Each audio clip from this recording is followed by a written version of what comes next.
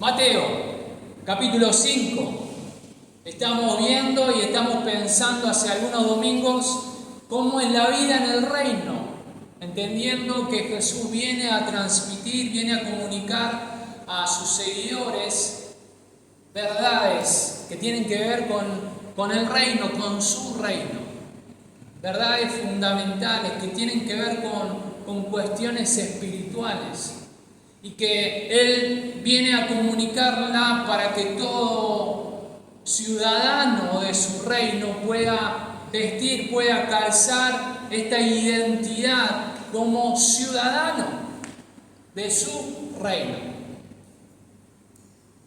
Y estuvimos hablando algunos domingos atrás sobre aquellos que eran pobres en espíritu, ¿recuerdan?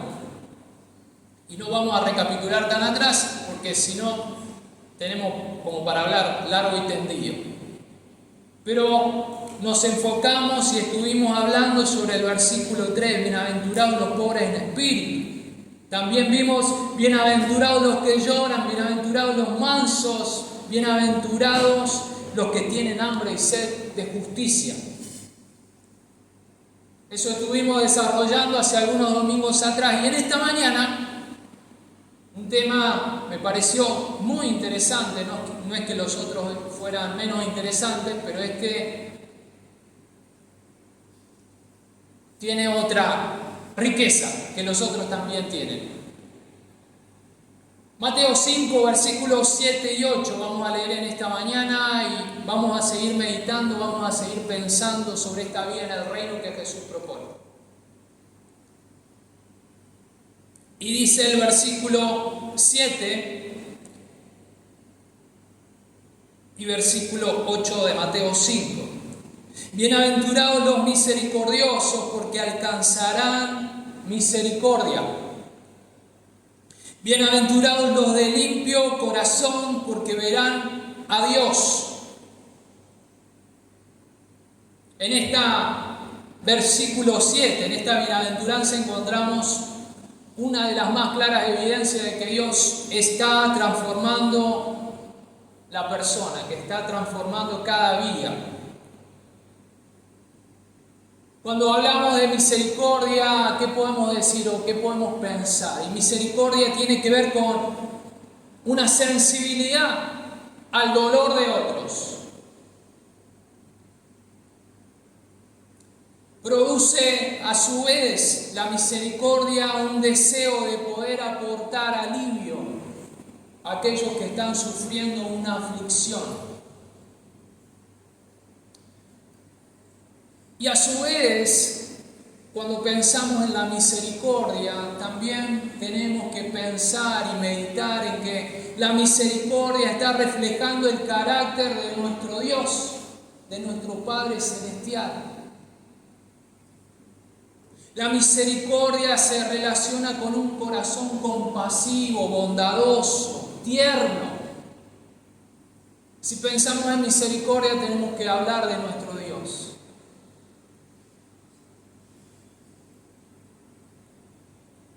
Cuando pensamos en misericordia, cuando hablamos de misericordia,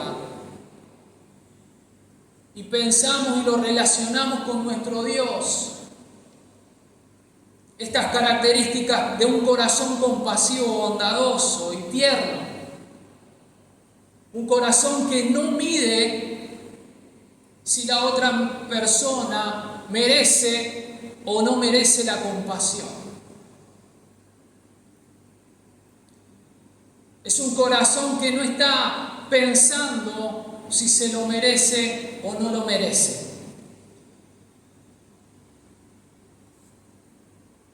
Como dijimos, estuvimos hablando y pensando, meditando sobre la pobreza de espíritu.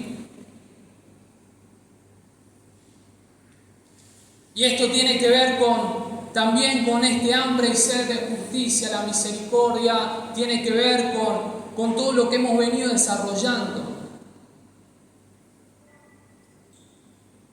Y esa necesidad también que tenemos espiritual de hambre y sed de justicia solo se sacia en la presencia de Dios.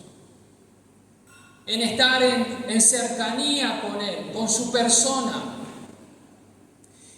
Y es ahí que Dios viene a saciar no solamente nuestras necesidades espirituales, las del alma, sino que cuando estamos en la presencia de Dios podemos percibir y podemos ver cómo Él ve las cosas. Cuando estamos en la presencia de Dios se apodera de nuestro corazón esa misma visión que Dios tiene acerca de las personas. Cuando estamos en la presencia de Dios, podemos recibir parte de su carácter, parte de su esencia. Dijimos que la misericordia, pensar en la misericordia tiene que ver con nuestro Padre Celestial. Cuando estamos en contacto con Él podemos percibir y recibir parte de su esencia. Parte de su esencia. Si pensamos en un corazón misericordioso, es un corazón que no está jugando por las consecuencias que vemos en las personas, sino que cuando estamos con misericordia, podemos ver a las personas tal y como Dios las ve, no excusándolas, pero no quedándonos con el acto, con la acción. Muchas veces nos detenemos y juzgamos por las acciones. Pero un corazón misericordioso va mucho más allá y puede quitar de enfrente la acción y poder ver a la persona.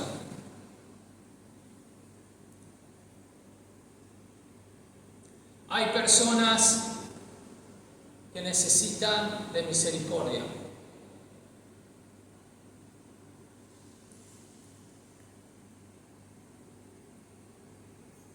En algunas ocasiones la misericordia genuina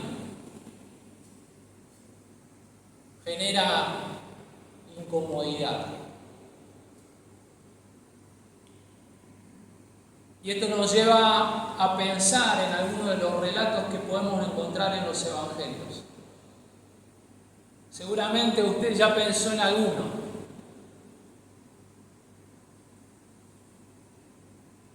Podemos pensar en Juan 8. Dice que los fariseos, estos que sabían y que decían conocer tanto de Dios, que decían y sabían y que eran hijos de Dios, porque habían nacido del linaje de Abraham, parece que poco tenían de Dios. Dice que los fariseos ahí en Juan 8 llevan ante Jesús a esta mujer que fue encontrada en adulterio. Al parecer solo la mujer fue encontrada en adulterio porque el hombre no hay registros.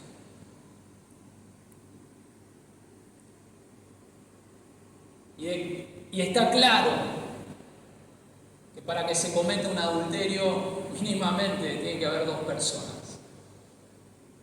Al parecer solo encontraron a una y se la llevaron ante Jesús, a los pies. ¿Y se la llevaron para qué? Para acusarla, para juzgarla.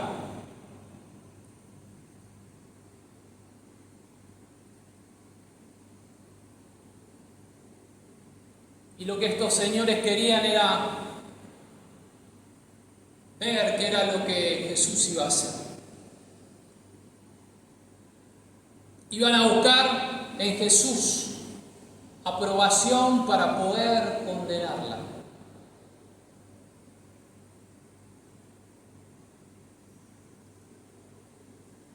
Según sus leyes, lo que esta mujer merecía era morir apedreada, nada más y nada menos. Seguramente los muchachos ya tendrían en sus espaldas la piedrita ahí lista para ser lanzada, la piedrita o el cascote. Sin embargo, van a Jesús y Jesús no menciona en ningún momento que aprueba lo que esta mujer había hecho.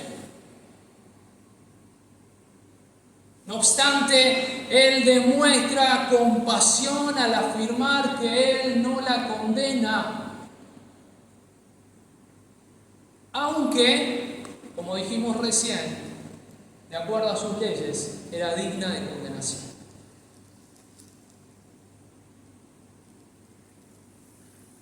Jesús extendió, mostró compasión, misericordia para con esta mujer. Otro caso, otro relato que podemos pensar es el que está en Lucas 7, donde Jesús es invitado a cenar a la casa de un prestigioso señor llamado Simón. Este señor también era muy conocedor de las cuestiones de Dios. Y dice que lo invita a su casa a cenar. Pero en un momento este señor se siente horrorizado porque entró una mujer a su casa. Y Jesús dejó que le tocara sus pies. Y piensa para sí este hombre, si supiera quién es la mujer que le está tocando los pies, no dejaría que se los toque sobre Jesús. Él, pensando para sí, un fariseo, un conocedor de Dios, jamás hubiera tenido contacto con esa clase de personas. Y ahí Jesús, una vez más, para con esta mujer, le extendió bondadosa compasión.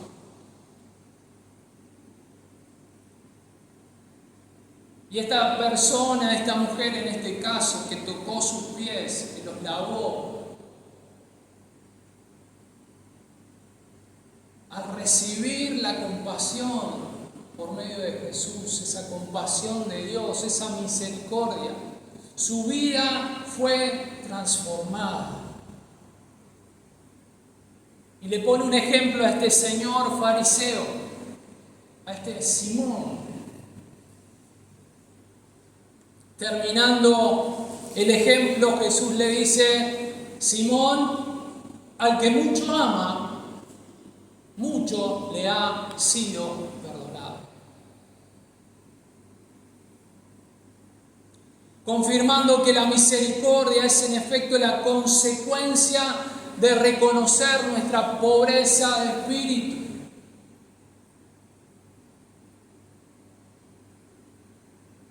Por eso necesitamos, mis queridos, que el Señor nos recuerde cada día de lo mucho que nos ha amado y nos ama el Señor. Un autor interesante leía estos días y dice, este autor es John Stott, en su libro El Sermón del Monte, él habla y dice acerca de la misericordia.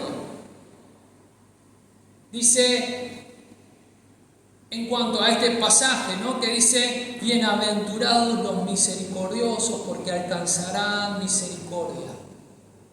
Y dice al respecto: esto no se debe a que podamos merecer compasión por compasión o perdón por perdón. A veces intentamos jugar con Dios. Señor, te cambio esto por esto, como si fuera una figurita. Te cambio misericordia por misericordia. Te cambio perdón por perdón. Vos me das, yo te doy. Casi como una especie de negociación con el Señor. Un trueque. Dice este autor: no podemos recibir la compasión y el perdón de Dios a menos que estemos arrepentidos.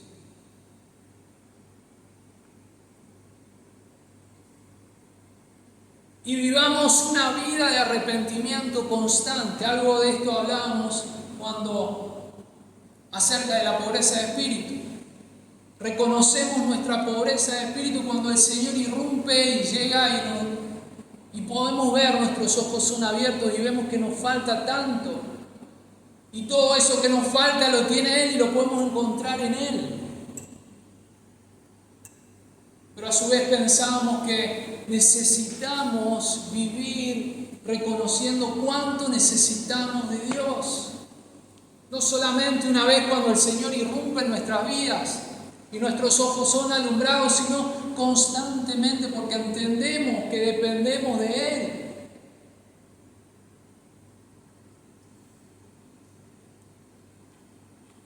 Otra de las cosas que menciona este autor dice, no podemos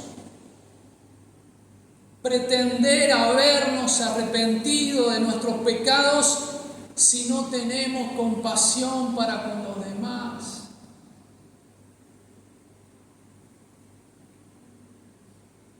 Yo me arrepentí ya, pero en la primera que aparece al hermanito o a la hermana o al pariente o a la parienta,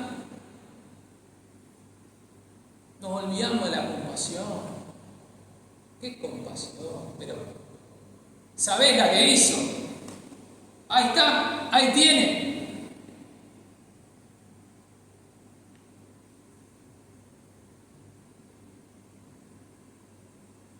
Nada nos mueve tanto al perdón como el maravilloso conocimiento de que nosotros hemos sido perdonados.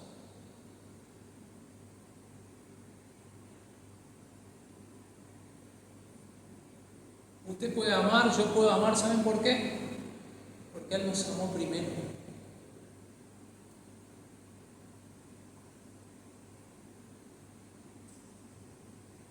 Usted puede dar y yo puedo dar, ¿saben por qué? Porque recibimos primero de su gracia.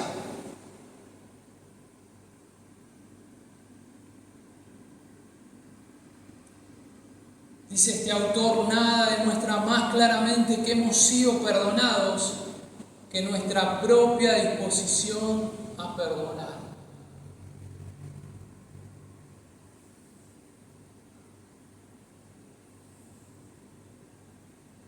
Pensaba que esto a veces es para con los demás, pero también a veces nos pasa para con nosotros mismos.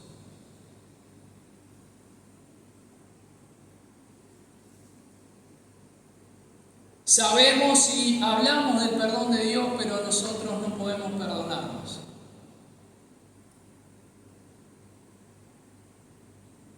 Y no podemos extender compasión para los demás y tampoco podemos extender compasión para nosotros mismos, de los errores que cometimos y cometemos en la vida.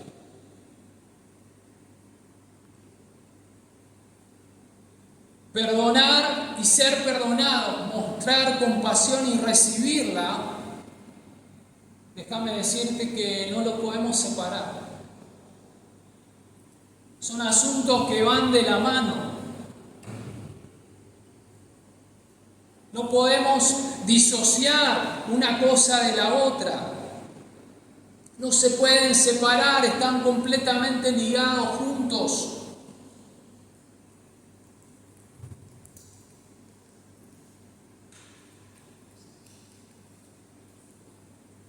En varios momentos durante su peregrinaje, Jesús les recordó a sus discípulos que Él sería generoso con aquellos que eran generosos.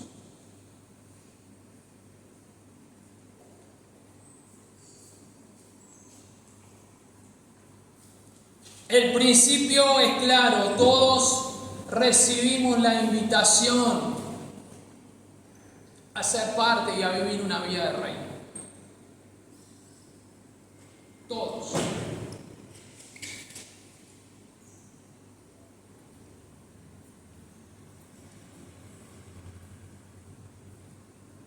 La misericordia de Dios, déjenme decirles,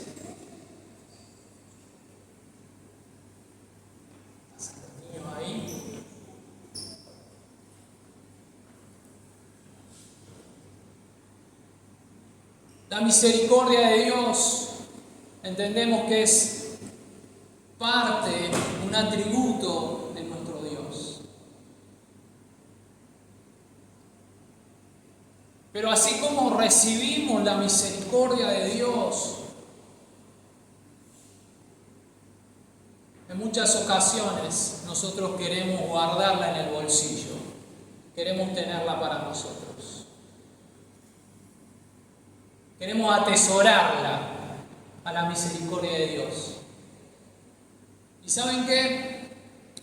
La misericordia de Dios no es para que la guardemos, es para que la compartamos. Su misericordia es entregada para con nosotros, para que nosotros vayamos y entreguemos esa misericordia. La vida del reino que Jesús estaba proponiendo tenía que ver con esto. ¿Hay misericordia de Dios? Por supuesto, cantamos de la misericordia de Dios. Es nueva cada día. Amén. Nunca decayeron, sus misericordias nuevas son cada mañana. Y andamos contentos y bendecidos con esto. Pero nos quedamos con la misericordia para nosotros. La misericordia de Dios es para ser compartida.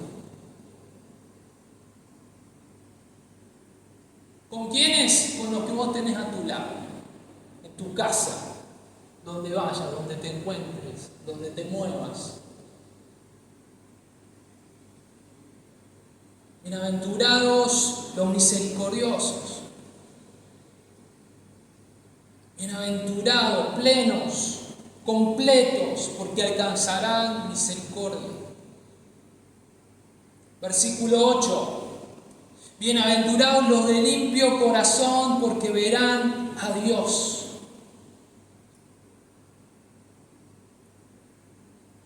Hay una interpretación popular sobre la limpieza. Una limpieza de corazón tiene que ver con algo, una limpieza interior, de una cuestión moral. Estaba sucio y ahora estás limpio. Y muchas veces en la vida religiosa en general, la cuestión de la limpieza está enfocada en cuestiones rituales, en comportamientos externos de la vida del ser humano.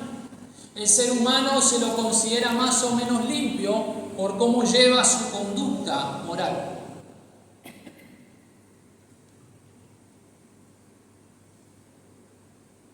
Personas piadosas que van y se comportan de tal o cual manera y que buscan dar una impresión, una imagen, una apariencia para los de su entorno. Pero ¿saben qué? A Dios no podemos conmoverlo. Porque como dijimos antes, Él ve todas las cosas.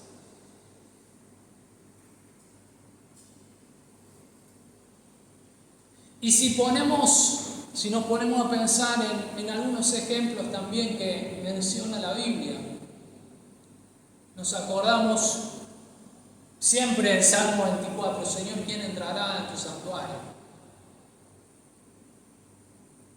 Un salmo precioso de David. ¿Quién puede permanecer en tu lugar santo si no es aquel que tiene manos limpias y un corazón puro? David es consciente de que Dios deseaba, ¿qué cosa? La verdad en lo íntimo. David es consciente y él pudo afirmar, Señor, en lo secreto me enseñás sabiduría. David es consciente y puede decir, Señor, crea en mí. Salmo 51. Crea en mí un corazón limpio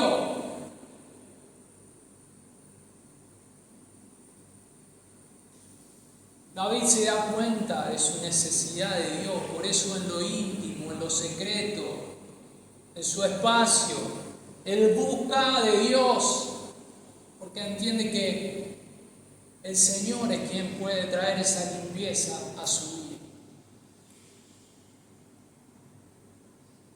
Jesús va un poquito más al frente y más duro con algunos que vivían de las apariencias.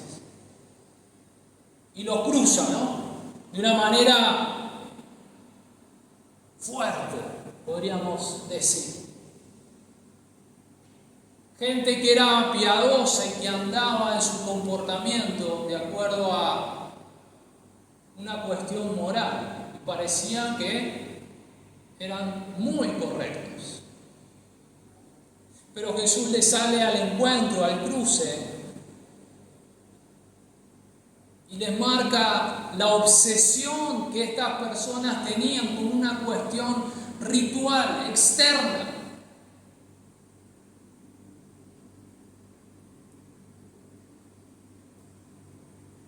Algo que tenía que ver con una ceremonia. Ellos pensaban que cuanto más lavaban las cosas, más limpios iban a estar externamente. Y Jesús viene contra estos señores fariseos y les dice: ustedes, los fariseos, limpian el vaso, el plato, por fuera, pero por dentro están llenos. No que hay, sino que están llenos, le dice Jesús. Están llenos de codicia, de maldad. Y va más a fondo Jesús y les dice: ustedes parecen sepulcros blanqueados. Por fuera, preciosos, todos limpitos, pulcritos. Pero por dentro están llenos de huesos muertos. Están llenos de podredumbre. Jesús con esta limpieza estaba planteando una verdadera prioridad. Lo que Jesús está diciendo acá es: su intención está dentro de lo que sucede adentro del ser humano. Jesús viene a pesar los corazones.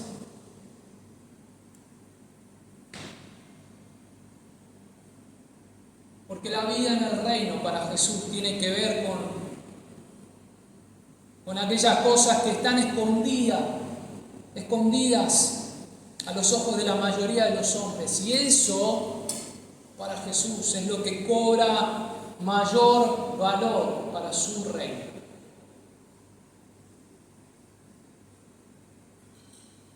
Limpieza de corazón tiene que ver con motivaciones, con pensamientos.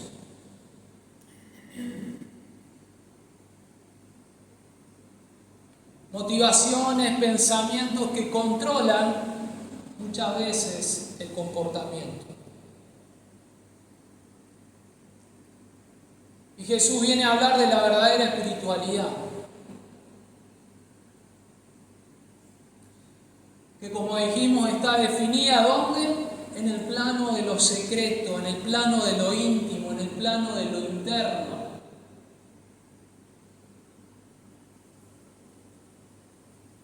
De la misma manera que hablamos de la misericordia, que la compasión no puede estar suelta si nosotros no ejercemos compasión, de la misma manera Jesús viene a decir: los actos externos no pueden estar separados, disociados de los pensamientos secretos de cada persona. La limpieza de corazón tiene que ver con el resultado de una actitud sincera. Que tiene que cultivarse en el mismo lugar donde el ser humano es afectado, en su corazón.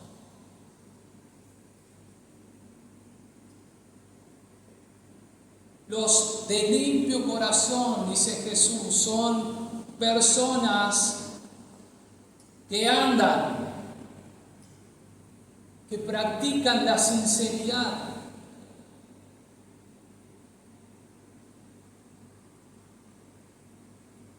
Una vida que, tanto pública como privada, es transparente. Ante Dios, ante los hombres. Su corazón, incluyendo sus pensamientos y motivaciones, es limpio. O tiende a vivir con una inclinación que lo conduce hacia ese estado de limpieza.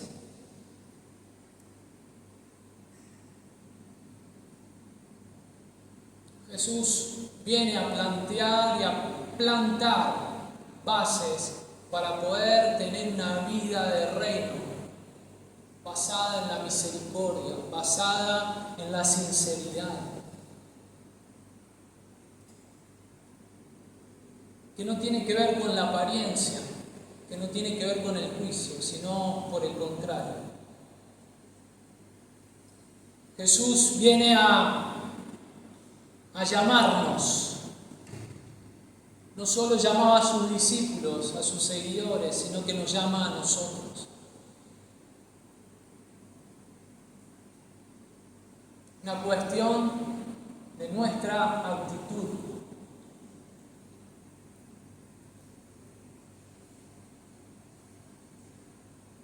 Necesitamos ir a ese lugar donde solo en contacto con Él nuestra vida puede ser transformada, en ese lugar secreto e íntimo que cada uno de nosotros conoce y sabe. Nuestros corazones son dañados constantemente por nuestros errores, por nuestras actitudes. Y debemos reconocer de que necesitamos depender de Él. Querer vivir una vida fundamentada por la sinceridad, por la compasión.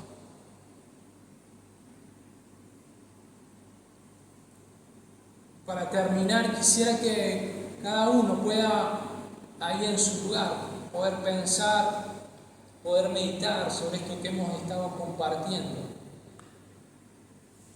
Unos minutos que podamos estar orando de manera personal.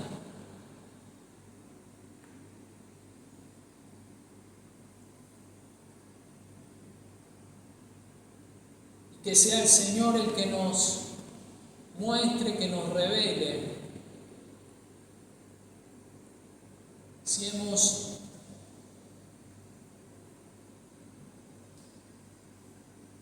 compartido y si hemos extendido compasión, misericordia, de la misma manera que Él nos tiene compasión y misericordia.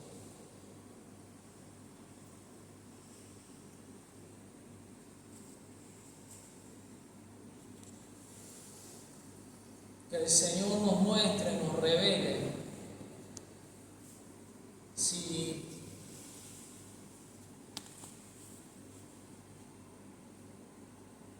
nuestra vida ha estado buscando la sinceridad. Si hemos tenido la inclinación a vivir una vida en sinceridad.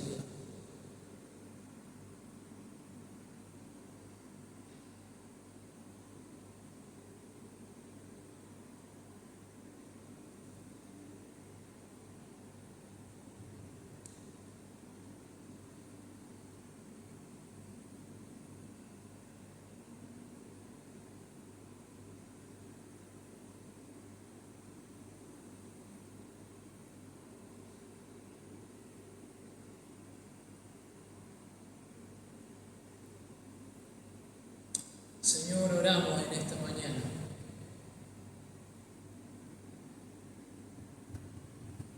Rogamos que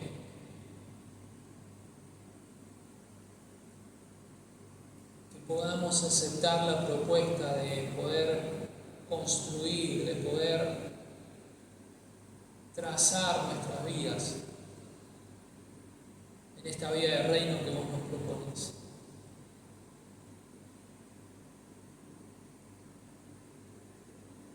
Una vida de reino que está basada y que está fundamentada en la misericordia, en la compasión, en el perdón.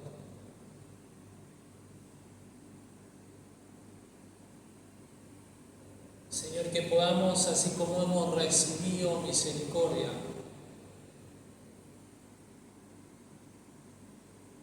que podamos llevar misericordia y compasión donde quiera que vamos.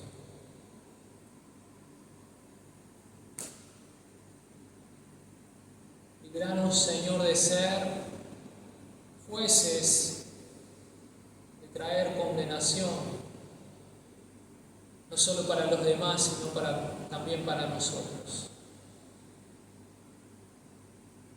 Líbranos, Señor, de autocondenarnos. Líbranos, Señor, de condenar.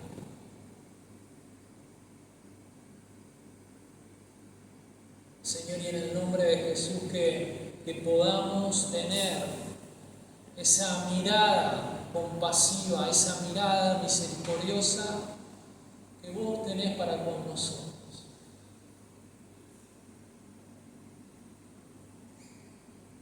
Y Señor, que también en lo íntimo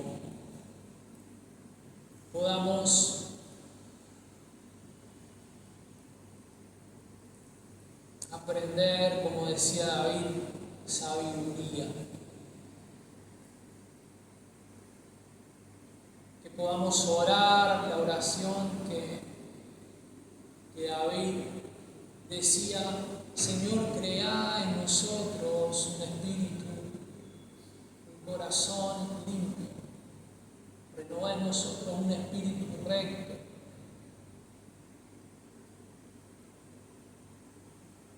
Nuestros corazones, Señor, estén inclinados cada día más, Señor, a hacer tu voluntad. Señor, sabemos que solo de tu mano, solo en dependencia tuya, podemos hacer.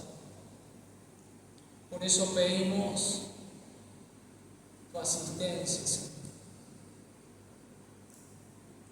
para que vos nos ayudes en este tiempo a poder vivir esa vida de reino. Señor, te damos gracias en esta mañana por este tiempo, por tu palabra, porque nos habla, nos desafía, nos confronta y a la vez nos anima. Señor, oramos que todo lo que tu palabra quiere realizar en nuestros corazones sea concretado.